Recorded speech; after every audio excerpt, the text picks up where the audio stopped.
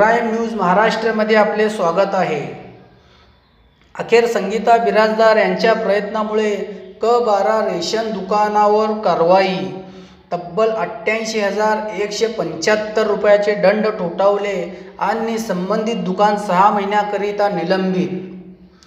सोलापूर शहरात अनेक रेशन दुकानधारकांनी उच्छाद मांडला आहे।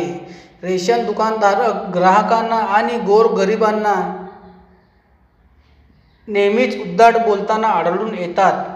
परिमंडळ अधिकाऱ्यांनी प्राप्त तक्रारीनुसार तपासणी करत नित्यानंद शिक्षण प्रसारक मंडळाच्या नावाने असणाऱ्या दुकानावर कारवाई करण्यात आली आहे।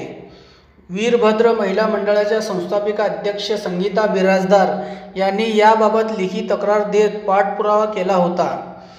परिमंडळ कार्यालय क विभागाच्या अधिकाऱ्यांनी रास्त भाव धान्य दुकान क्रमांक क12 या दुकानाची तपासणी केली असता अनेक त्रुटी आढळून आल्या।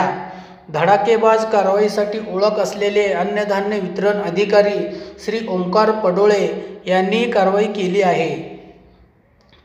FDO श्री ओंकार पडोळे यांनी दिलेल्या माहितीनुसार परिमंडळ कार्यालय क विभाग हद्दीतील रास्त भाव दुकान क्रमांक क12 या रेशन दुकानाची तपासणी भ्रष्टाचार आढळून आल्याने या रेशन धान्य दुकानावर कारवाई करत 88,175 रुपयाचा दंड ठोठावला आहे। तसेच संबंधित रेशन दुकान 6 महिन्याकरिता निलंबित केले आहे।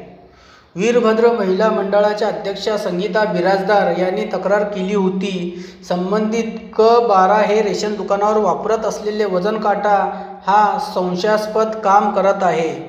वजन काट्यात सेटिंग करून कमी माल दिले जात आहे। वजन काट्यापेक्षा जास्त वजनाचे माल विकल्याने दाखवून गोरगरीब रेशन कार्ड धारकांची आणि प्रशासनाची फार मोठ्या प्रमाणात फसवणूक केली जात होती। रेशन कार्ड धारकांची फसवणूक केलेल्या धान्य काळ्या बाजारात विकून मोठ्या प्रमाणात संपत्ती जमा केली जात आहे। सदर तक्रारीनुसार परिमंडळ क विभागाअंतर्गत येत असलेल्या क12 या रेशन दुकानाची तपासणी करण्यात आली। या दुकानात अनेक त्रुटी आढळून आल्याने ताबडतोब कारवाई करत दंड ठोठावला आणि 6 महिन्याकरिता दुकान निलंबित केले आहे। संगीता बिराजदार यांच्या सततच्या पाठपुराव्यामुळे क12 या रेशन धान्य दुकानावर झालेल्या कारवाईमुळे संगीता बिराजदार यांचे सर्वत्र कौतुक होत आहे।